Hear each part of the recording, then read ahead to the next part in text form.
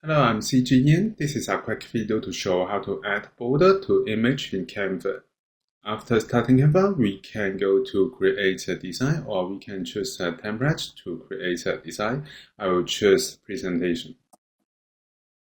So our presentation design is created.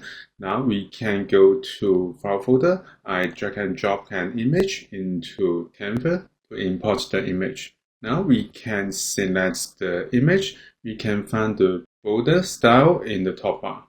Click it, and then we can choose the border type.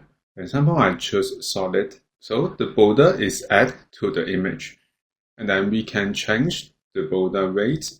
If we want to change the color, we can click the border color, and then we can pick the color. For example, I can pick the gray or white, or we can choose the gradient color.